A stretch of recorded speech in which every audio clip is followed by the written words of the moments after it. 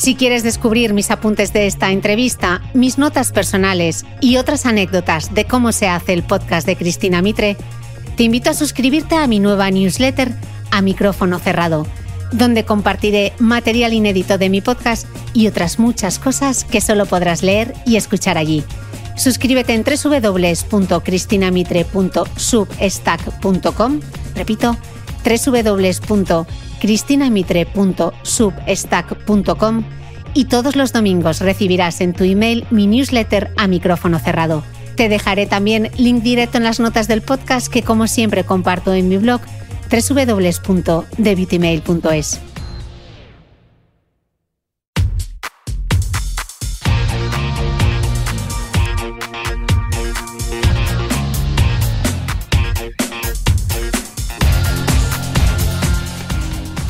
Hola, soy Cristina Mitre, periodista y autora del blog de Beauty Mail.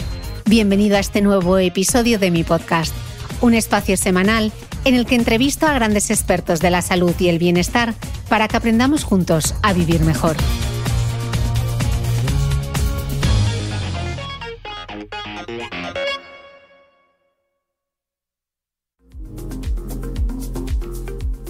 La incontinencia urinaria o anal puede afectar tanto a hombres como a mujeres y tener causas muy diversas. Es una patología rodeada de mitos e invisibilizada, pero es muy importante que todos sepamos que se puede tratar y que no es algo que debamos considerar normal en ningún caso. Por eso hoy, con la doctora Elena Bermejo, coloproctóloga del Hospital de la Princesa de Madrid, y en colaboración con la Asociación Incontinencia Asia y Medtronic, vamos a hablar de incontinencia, tanto anal como urinaria, de sus causas, de opciones para tratarla y, por supuesto, de prevención. Aquí van todas las claves para conocer y afrontar la incontinencia.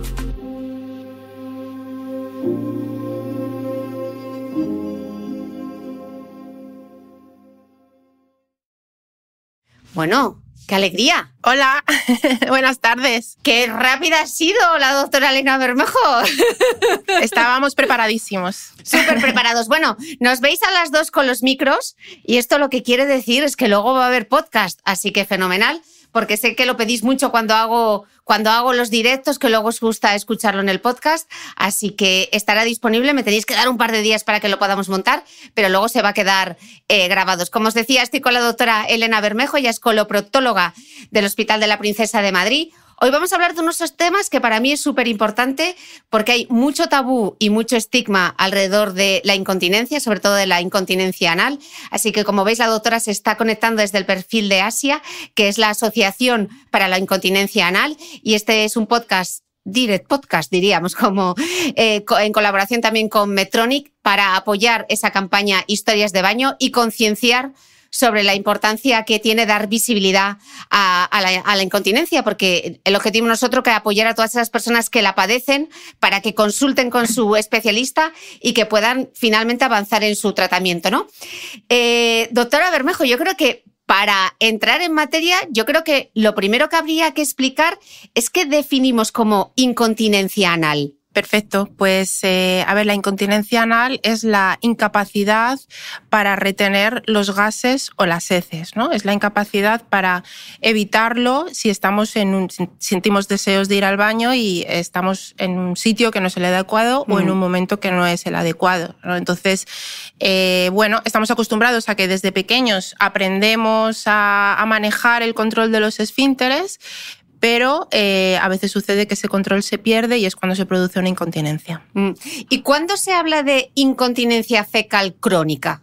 Para nosotros, estrictamente, crónica es cuando ya tiene una duración mayor de 6 meses. ¿Vale? Es decir, puede haber determinadas situaciones que hagan que tengamos una incontinencia transitoria o, por ejemplo, en momentos muy puntuales. Es decir, yo esta tarde puedo tener una gastroenteritis y que no me dé tiempo a llegar al baño, ¿no? O con una prueba médica, ¿no? Que requiera limpieza del colon. O sea, hay determinadas situaciones que pueden hacer, sobre todo en general asociadas a heces muy blandas, muy líquidas, que puede hacer que en un momento dado tengamos un escape. Pero nosotros hablamos de incontinencia, más que de incontinencia crónica, crónica. Establecemos el diagnóstico de incontinencia cuando hay varios escapes a lo largo de al menos 6 meses.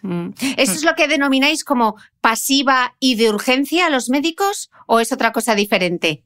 No, esos son 2 tipos de incontinencia, ¿no? Entonces, bueno, el esfínter anal, los esfínteres están compuestos de 2 músculos, ¿vale? Es muy importante para entender cómo se produce la incontinencia, entender que se trata de músculos.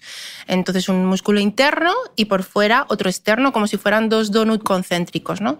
Entonces, el esfínter anal interno es un músculo que nosotros no podemos contraer a voluntad, como otros muchos músculos que tenemos en el cuerpo, como por ejemplo los de la pupila, etc. Entonces, este músculo se encarga de que estando así en reposo normal no se escape nada. Y sin embargo, el externo, que es el que nosotros sí que podemos contraer, es el que manejamos de forma voluntaria. Entonces, en función de si falla uno u otro, si falla el interno, es cuando tenemos esa incontinencia que es pasiva, que es sin darnos cuenta, ¿no? Que de repente, de un momento para otro, el paciente nota que se ha ensuciado.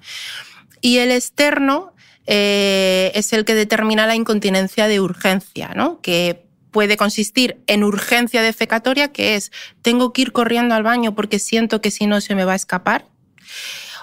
Y puede suceder que, aunque vaya corriendo al baño, finalmente se me escape. Y eso es la incontinencia por urgencia. Simplemente la urgencia como tal es ya muy limitante para los pacientes, como te imaginarás, pero bueno, son 2 grados distintos. Decía al principio del directo que hay como mucho tabú y mucho estigma alrededor de esta enfermedad. ¿Es más común de lo que creemos? ¿Cuál es la prevalencia? Es mucho más, precisamente por ese tabú, es mucho más frecuente de lo que pensamos, ¿no? O sea, se estima que afecta entre un 2 y un 10% de la población mundial, llegando hasta prácticamente el 20% entre el grupo de edad de los ancianos, digamos, ¿no? A pesar de que puede afectar a cualquier franja de edad, es más frecuente porque la edad es uno de los factores de riesgo.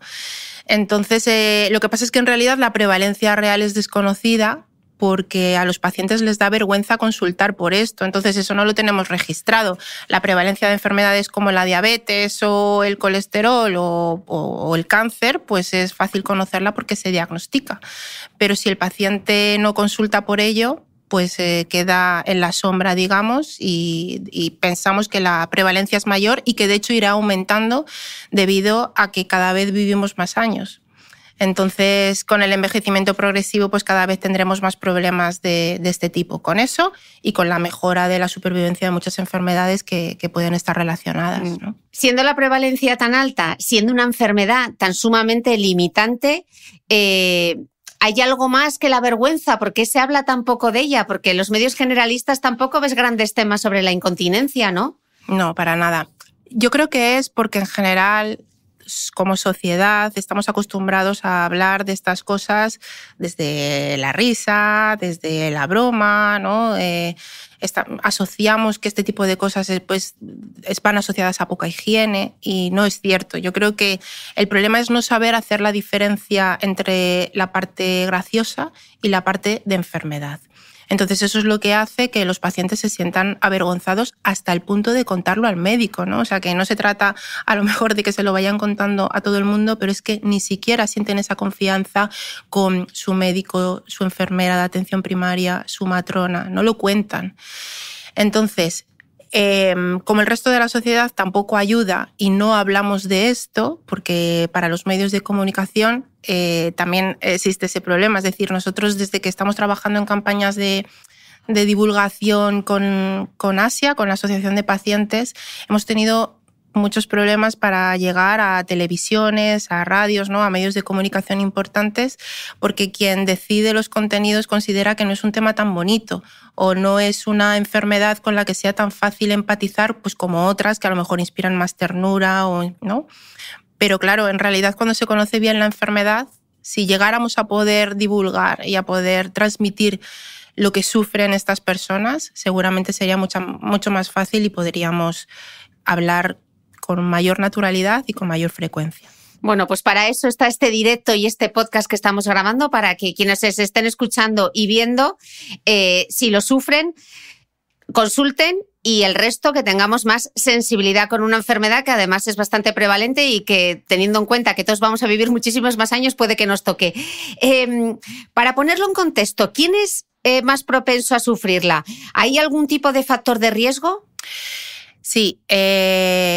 Bueno, a pesar de lo que he dicho de que se puede dar a cualquier edad, dentro de que se puede dar a cualquier edad, el paciente tipo es la mujer, ¿no? Es más frecuente en mujeres por el hecho de la maternidad y por el hecho de las características de la pelvis y del suelo pélvico, ¿no? Luego es verdad que a partir de los 70, 80 años se iguala más o menos la prevalencia en cuanto a sexos, y a partir de los 80 años es más frecuente en hombres, curiosamente, ¿no? Pero bueno, digamos que el grueso de pacientes con esta patología son mujeres. Y los factores de riesgo son, pues aparte, como he dicho, todo lo que implica el embarazo, el trabajo de parto, el parto en sí mismo, influye el deterioro progresivo de los músculos, ¿no? La pérdida de fuerza, igual que perdemos fuerza en otros músculos del cuerpo, se pierde fuerza en esos músculos que son los esfínteres, pero también influyen enfermedades neurológicas como la esclerosis múltiple, infartos cerebrales, ¿no? En los que también se pierde muchísimo el control de esfínteres, la obesidad, porque supone también un deterioro importante del suelo pélvico, enfermedades digestivas que alteran las características de las heces, necesidad de cirugía pélvica o anal o necesidad de radioterapia pélvica. Todo lo que tiene que ver, que afecta a ese control complejo que aprendemos con 2 años, cualquier fallo en ese mecanismo puede desencadenar que aparezca el problema. Hablabas justo del parto vaginal en las mujeres. Por ejemplo, estoy pensando, ¿la episiotomía puede ser un factor de riesgo? Pues mira, es factor de riesgo el embarazo en sí, hay más que directamente por el esfínter, por el peso sobre el suelo pélvico, ¿no? Pero hablando en concreto de los esfínteres, es factor de riesgo el propio trabajo de parto, que es el tiempo que pasa desde la dilatación hasta que se produce al final el parto en sí mismo. Y la episiotomía puede ser factor de riesgo si es una episiotomía que es muy amplia y llega a tocar las fibras del esfínter anal. Pero es que a veces evitar una episiotomía y que se produzca un desgarro descontrolado puede producir un defecto mayor. Entonces, el equilibrio ahí es difícil, pero sí puede ser uno de los factores de riesgo, claro. Decíamos también que a veces se debe a lesiones en los mismos nervios del recto. ¿Qué puede causar estas lesiones? Pues a ver, por ejemplo, en la cirugía del cáncer de recto, que bueno, pues cada vez avanza más y afortunadamente cada vez tenemos mejor instrumental y mejor capacidad para técnica para poder operar esto, para ser oncológicamente correcto y hacer una cirugía oncológicamente buena que permita que mejore la supervivencia del paciente, hay que atravesar una zona donde están todas esas terminaciones nerviosas que al final acaban en el esfínter, ¿no?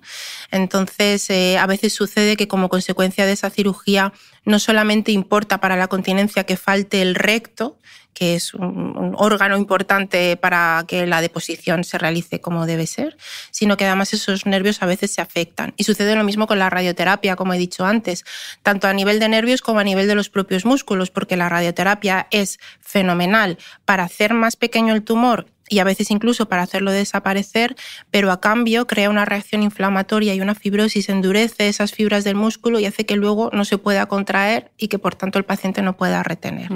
Esos son los mecanismos principales por los que se lesiona la continencia a ese nivel. Hablabas antes de otras condiciones, como por ejemplo la esclerosis, que puede estar relacionada con la incontinencia. ¿Alguna otra condición?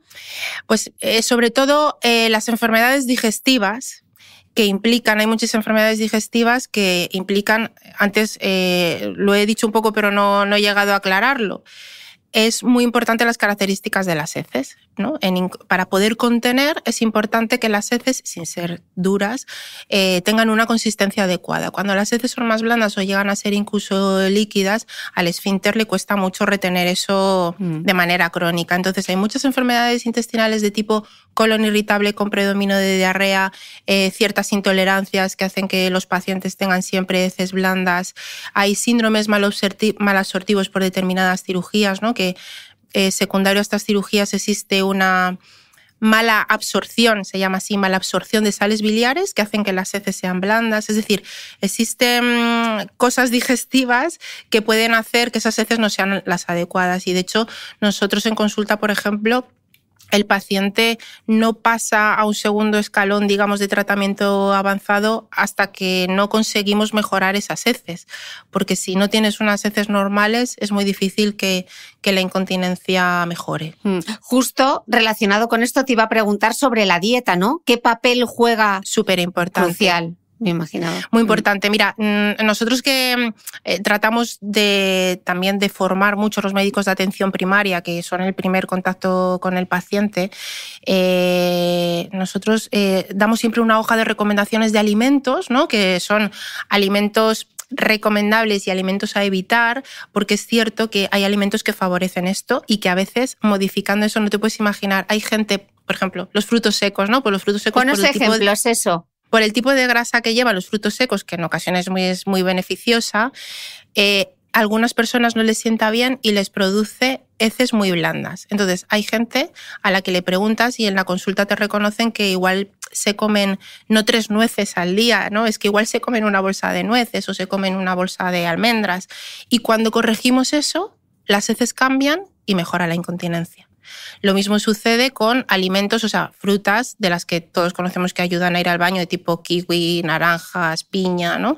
En estos pacientes hay que tratar de no prohibirlas, pero sí eliminarlas en favor de otras frutas que son más astringentes.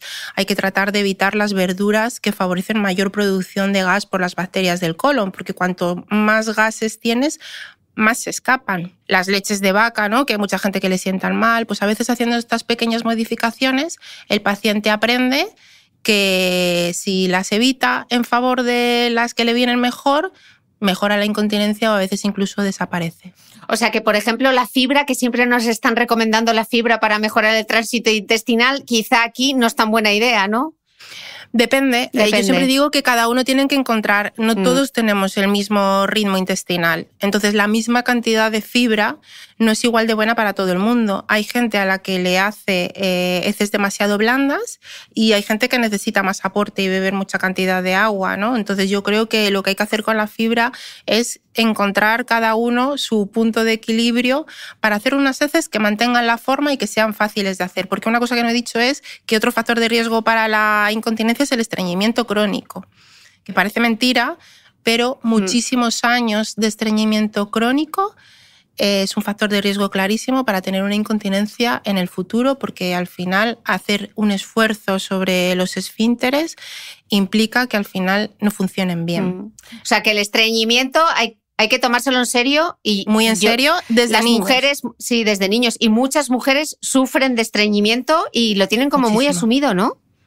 Muchísimo. Y es un error, efectivamente. Y bueno, o sea, no solamente en términos de incontinencia y en términos de prolapsos, problemas proctológicos, ¿no? Pero en concreto es verdad que hay muchos pacientes que se sorprenden diciendo, pero yo si he sido estreñida toda mi vida, ¿cómo es posible que ahora se me escape? Que es todo lo contrario en realidad, ¿no? Toda la vida queriendo ir al baño bien y ahora se me escapa. Pues sí, por eso es muy importante desde pequeños empezar a educar a nuestros hijos y sobre todo a nuestras hijas a evitar el estreñimiento, a tener una buena postura en el baño y a tener actividad física para prevenirlo. Muy importante. Mira, justo hice un podcast en directo con Lady Science, Teresa Hernández, y ella comentaba que la postura correcta, corrígeme si me equivoco, la postura correcta para ir al baño, que yo no lo sabía, no es estar sentado a 90 grados, sino con los pies ligeramente elevados a 45 grados. Esa es una forma buena de ir al baño, ¿no? Claro, tú piensas, con el típico banquito, por ejemplo, que utilizan los niños para llegar al lavabo para lavarse los dientes, pues eso es dejarlo en el baño y es ideal que los niños aprendan así a hacer deposición y que las personas estreñidas lo utilicen, ¿vale?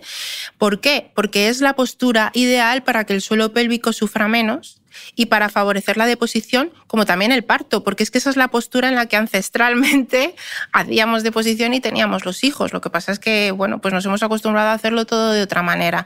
Pero en el suelo pélvico importan mucho los ángulos, quiero decir, la posición de los órganos y la fuerza del suelo pélvico es así para que funcione de forma correcta. En el momento que esto lo desvirtuamos, aparecen los problemas. Así que 100%, 45 grados 45 grados para ir al baño, los pies ligeramente elevados y parir, a ver si podemos dejar de parir tumbadas, ¿no? Claro, el problema es que hay menos control de lo que sucede, ¿sabes? En esa posición es cuando se puede producir un desgarro que haga que en realidad los problemas sean mayores para la madre después. Pero bueno, podemos hacer cosas sencillas de prevención que han sido súper interesantes. De lo que me gustaría hablar, porque hemos comentado al principio todo el estigma, todo el tabú, lo que cuesta a los pacientes confesarlo, incluso al médico, ¿no? ¿Cuál es el perfil psicológico del paciente? Bueno, pues te puedes imaginar que estos pacientes tienen tocadísima la autoestima, tienen un sentimiento de vergüenza constante, un sentimiento de estar aislados, ¿no? De estar solos, porque claro, tienen miedo a que el resto les rechacemos por esto, ¿sabes? Son gente que, siempre lo digo, pero es verdad que son gente que muchas veces vienen solas a la consulta porque no se lo han contado a su familia, a su pareja o a sus hijos, ¿sabes? Entonces, de verdad son situaciones, date cuenta de que son gente que cuando van a un sitio, lo primero que hacen es mirar a ver dónde está el baño y sentarse cerca por si tienen que salir corriendo. Eso sí llegan a ir, porque llega un punto en que evitan ir a sitios públicos, evitan hacer viajes, evitan visitar a familiares, amigos, y entonces encima de todo ese sentimiento y toda esa depresión se encierran en casa, ¿sabes? O sea, son los únicos pacientes que mira, con el COVID, con la cuarentena, cuando les hemos hecho revisiones telefónicas, son los únicos pacientes que han estado cómodos de estar en su casa porque así evitaban tener escapes fuera, ¿no? Entonces, claro, este sentimiento, esta vergüenza continua, no quiero oler mal, no quiero que nadie se entere, al final les acaba minando y tienen unas depresiones muy importantes porque les afecta a todos los aspectos de la vida. Les afecta, por supuesto, en las relaciones interpersonales, en las relaciones de pareja, porque son pacientes que evitan tener relaciones porque tienen miedo a tener algún escape. Laboralmente es un desastre también, bajas prolongadas, peticiones de incapacidad. Son pacientes que muchas veces no pueden ni teletrabajar porque pueden estar teniendo una reunión y tener que irse corriendo, ¿no? O sea, tú imagínate que tú y yo ahora, o por ejemplo tú en el teatro, ahora por ejemplo, que de repente tuvieras que salir corriendo porque si no se te escapa.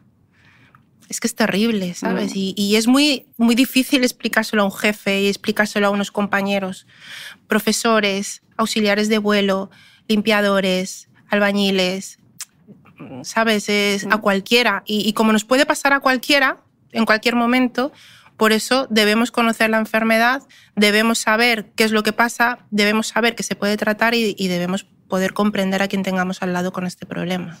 ¿Qué dirías, por ejemplo, a alguien que nos esté escuchando y esté sufriendo y además en silencio? Esto que no se atreve, no lo confiesa. Claro, al final llegan tantos pacientes a tu consulta, ¿qué es lo primero que les dices? Bueno, lo primero que intentamos siempre es escuchar. Eso es muy importante, ¿no? Que el paciente entienda que ha llegado a un sitio donde se le entiende, donde puede hablar sin tabúes. Hay mucha gente que incluso ya dentro de la consulta, o sea, que ya se ha citado, ya ha dado el paso y aún así tiene todavía vergüenza a contarlo y a ser explorado. Creo que hay 3 cosas muy importantes. Dar el paso de consultar, por supuesto, al profesional que quieran y que desde ahí sepan que se puede iniciar, como te digo, con ciertas modificaciones muy pequeñas, se puede empezar a trabajar en mejorar la continencia y si eso no es suficiente, puede ya ser entonces derivado a una unidad especializada, ¿vale? Después, me parece muy importante que sepan que existe la asociación, porque la asociación es de pacientes para pacientes. Entonces ahí un poco lo que se trabaja es que entiendan que hay más gente así, que hay más gente que tiene ese problema, que a lo mejor está empezando con él o que ya lo han pasado y ahora están fenomenal y pueden ayudar a otros, que les dan trucos o herramientas, ¿sabes? Que para preparar su kit, ¿no? Como quien sale con la bolsa del bebé, pues salir con tu bolsa para estar preparado por si lo necesitas fuera de casa. Todas esas cosas se aprenden en la asociación. Consejos sobre si hay unidades o no en tu provincia. Consejos de todo tipo.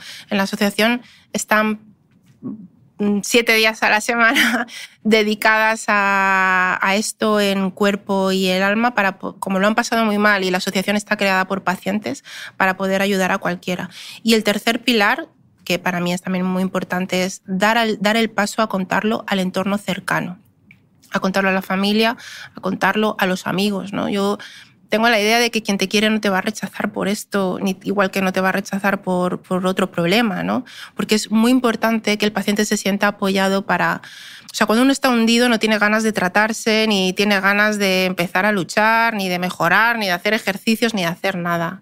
Hace falta que se sientan apoyados y eso pasa por dar el paso de contarlo en el círculo más cercano. Esas 3 cosas... importantes. Elena, ¿cómo puede saberse cuál es la causa de esa incontinencia? ¿Qué pruebas se realizan en consulta?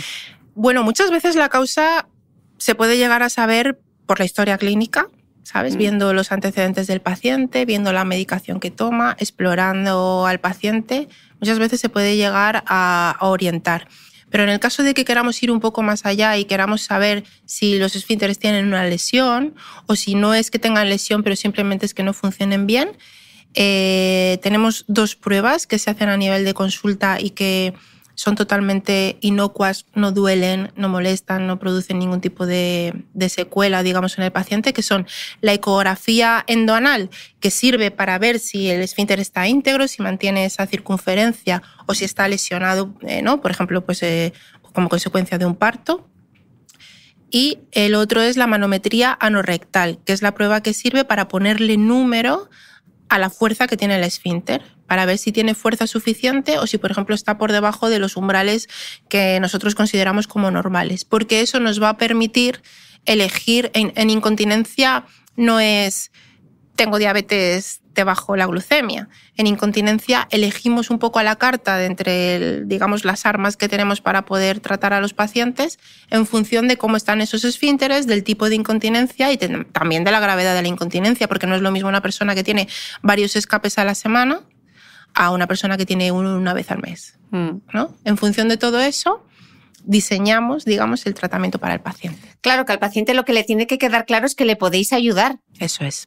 Que se le puede ayudar y que no tiene por qué estar sufriendo esta enfermedad, ¿no? Totalmente. Y porque es que en este caso ayudar es mejorar la calidad de vida en todos los aspectos, ¿no? Por eso quería contar un poco cómo afecta en todo, ¿sabes? Que quizá hay otras enfermedades en las que ayudar consiste, pues de nuevo, es que ese ejemplo es muy gráfico porque todos nos hacemos analíticas y vemos los valores, ¿no? No es te voy a ayudar a bajar el colesterol, es que te voy a ayudar a mejorar la calidad de vida en un montón de aspectos que son muy importantes y que a veces se nos olvidan un poco, ¿no? O sea que 100% sí, existe tratamiento y se puede mejorar muchísimo hasta el punto de cambiarles la vida. Hablábamos que al final, al principio cuando nos lo explicabas, son músculos y yo que estoy todo el día insistiendo en la importancia que tiene el entrenamiento de fuerza, ¿se podría entrenar los músculos del ano? O, por ejemplo, no sé, los ejercicios, pensando en las mujeres, los ejercicios de suelo pélvico, no sé, el Kegel, ¿podría ayudar? Mira, como prevención, totalmente. Lo que pasa es que los ejercicios de Kegel van más orientados a, digamos, para entenderlo un poco, como al centro del suelo pélvico y son ideales, pues sí, como por ejemplo, pues eso, como ejercicio de fuerza. Si tú quieres tener todo tu cuerpo tonificado, ¿por qué no también el suelo pélvico, no? Entonces, muy bien hacerlo. Igual deberíamos estar educando a todas las mujeres desde jóvenes a hacer entrenamiento del suelo pélvico, pero ideal también antes de tener un embarazo, ¿no? O sea, que no solamente sea una cosa de la que nos acordamos ahora cuando nos quedamos embarazadas o después. Entonces, ahí ideal como prevención. Y los ejercicios de contracción anal, lo mismo.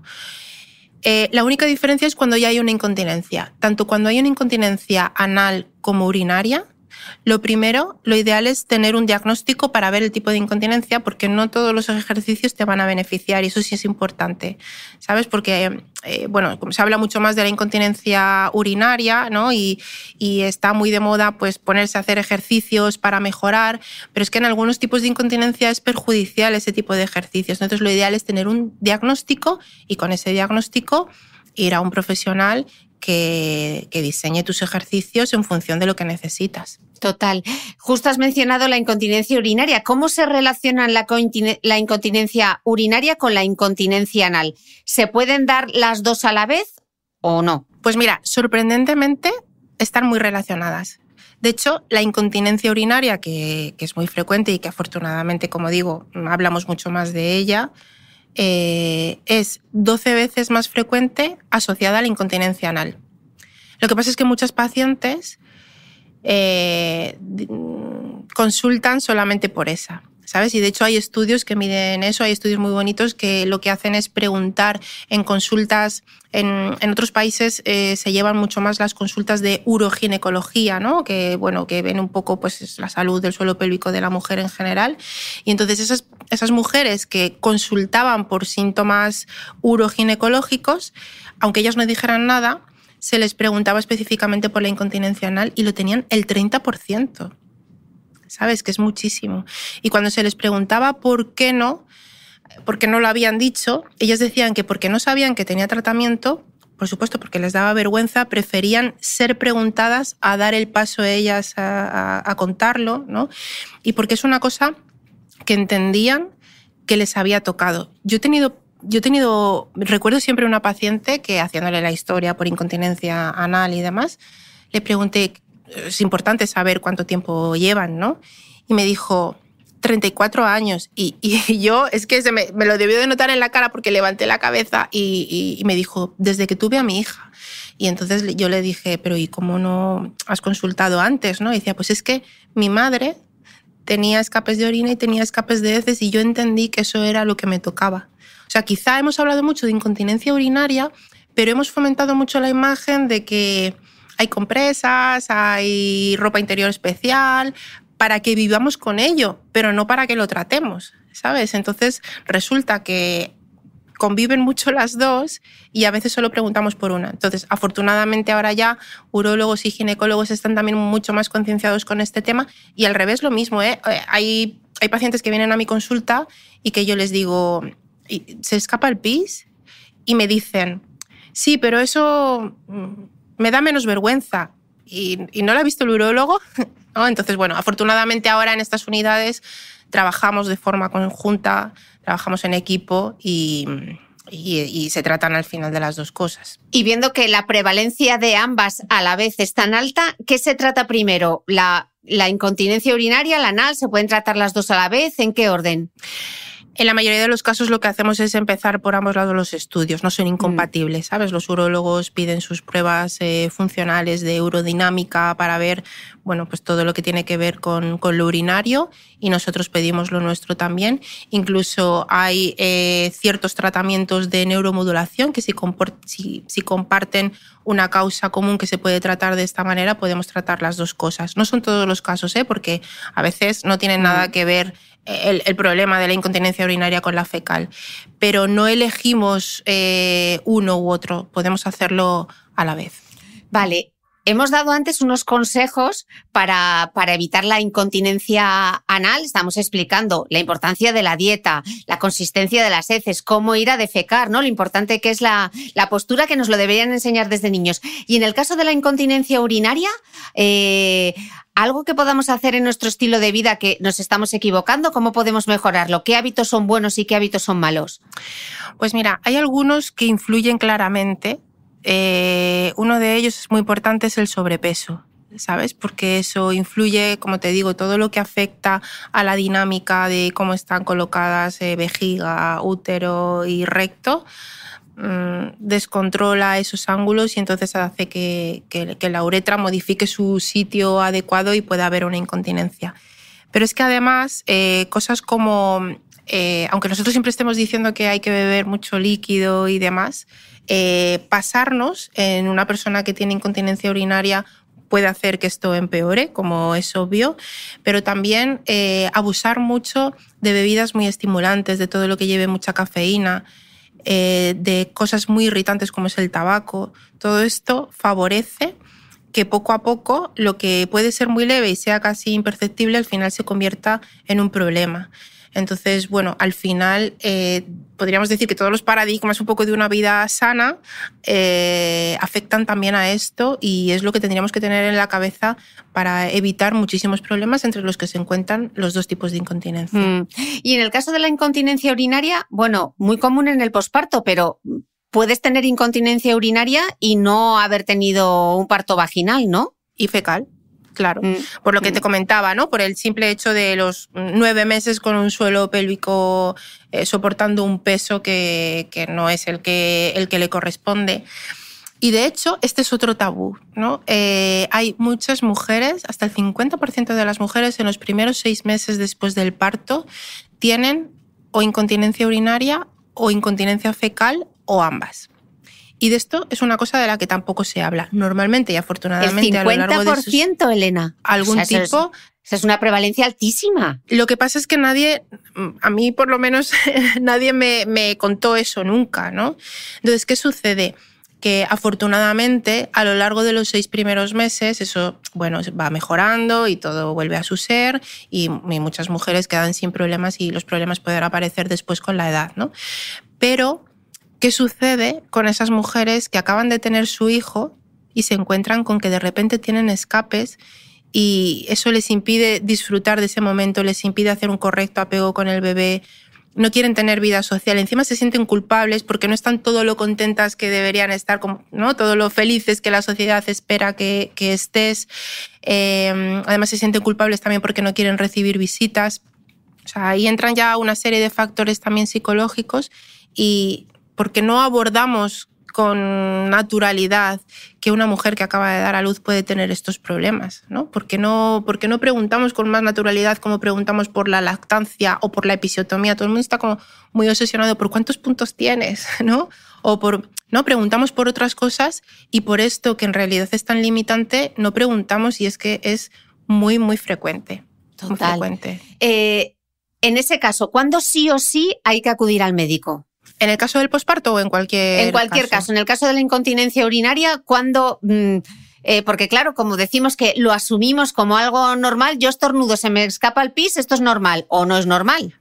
Para mí, en cualquier caso, no es normal, ¿vale? Lo que pasa es que es cierto que hay grados, pero cuando si estornudas y se escapa un poquito, o toses y se escapa un poquito, o corres y se escapa un poquito, es que está empezando a haber un problema. No debe ser así.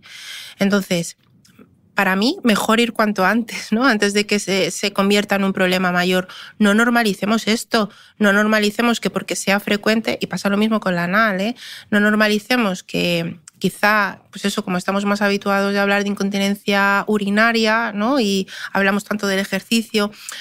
Con el tema del ejercicio yo creo que nos equivocamos un poco en el enfoque de que, bueno, como es una cosa que tiene mucha gente, pero haciendo ejercicios voy a mejorar, ¿no? Tienes que ir primero a tu médico y que tu médico te remita al urólogo y que te estudie. O sea, primero médico de cabecera, y en el caso de la incontinencia urinaria es el urólogo quien lo ve, y en el caso de la incontinencia anal sois vosotros los coloproctólogos. Eso es. Vale. Es. O sea que cualquier tipo de escape, si se mantiene en el tiempo, como he dicho antes, ¿no? Hombre, si de repente un día has estornudado y te ha pasado, pues puede ser que estés empezando, pero puede ser que no te vuelva a pasar en años. Pero si empieza a ser una cosa que pasa con frecuencia, hay que consultar. Pues nos ha quedado súper claro. Yo me gustaría aprovechar este directo para que pudieses mandarle un mensaje tanto a los pacientes, esos pacientes que ya tienen su diagnóstico, a aquellos que todavía no se han atrevido a dar el paso, y a los familiares y al entorno en general. Pues el mensaje sería un poco lo que he dicho de los 3 pilares, ¿no? Ojalá, después de, pues la semana pasada ha sido la Semana Mundial de la Continencia, ¿no? Y por eso, pues, hemos hecho distintas iniciativas, y pues como esta, que pues aprovecho también para darte las gracias porque por darle un hueco y darle un espacio para que pueda llegar a mucha gente, que estoy segura de que va a ser así. Y ojalá a partir de mañana todo el mundo se lanzara en masa a citarse con sus médicos para poder empezar a tratarse, que a veces con poco tratamiento se mejora muchísimo. y otras veces se requiere más, pero desde luego si no se va al médico no se consigue. Después el mensaje de que entre todos nos concienciemos de que esto existe, de que esto se puede tratar sin ser escatológico, ¿no? O sea, que yo creo que es un tema, ¿por qué? Es un tema feo. O sea, si no... Creo que en esta conversación en ningún momento hemos dicho ninguna cosa que sea fea o que sea desagradable y, sin embargo, no nos gusta hablar de ello. Yo creo que socialmente tenemos que quitar también ese tabú para que todos los pacientes se sientan más acogidos, pero también porque es que podemos ser nosotros mañana, ¿no? Y luego, pues el tema de la asociación, que afortunadamente está trabajando ya con muchas instituciones a nivel de todas las comunidades autónomas, con colegios de médicos, de enfermeras, de fisioterapeutas, con farmacéuticos, ¿no? Porque también desde las farmacias se está haciendo muchísima divulgación y a veces es ahí cuando el paciente de alguna forma confiesa cosas que no le cuenta al médico porque ve más al farmacéutico que al médico. Estas 3 cosas son las que nos van a hacer que podamos llegar a muchos pacientes y que les podamos apoyar y que al final pues la incontinencia anal sea una cosa que podamos mejorarla cuando aparece y que deje de ser una lacra para los pacientes y un problema tan importante. Quería de nuevo agradecértelo en nombre de la asociación y de los pacientes, seguramente porque sé que voy leyendo así un poco los comentarios como rápido, pero sí que veo que hay mucha gente que lo tiene y que no sabía que esto se puede tratar. Entonces, al final, solamente así llegando a mucha gente a la vez, a lo mejor alguien tiene un familiar que lo está pasando, ¿no? O a lo mejor hay alguien que acaba de dar a luz y dice, bueno, que no pasa nada, que me está pasando esto y no soy un bicho raro por tenerlo. O sea que muchas gracias. Pues más visibilidad, mucha más empatía, hay tratamiento, hay que consultar. Muchísimas gracias, doctora Bermejo. Muchísimas gracias a Asia, la asociación, por contar conmigo para este directo. Muchas gracias también a Medtronic. Y ya sabéis, lo dejaré colgado, pero también va a haber podcast para que lo podáis escuchar en cualquier momento. Y si lo compartís con vuestro entorno en redes sociales, pues nos ayudáis muchísimo a dar visibilidad a la incontinencia, que ya habéis escuchado y visto que es un problema que tiene una prevalencia mucho mayor de lo que nos imaginamos. Así que muchísimas gracias, Elena, y gracias a todo el equipo. Hasta la próxima. Encantada, muchas gracias a ti.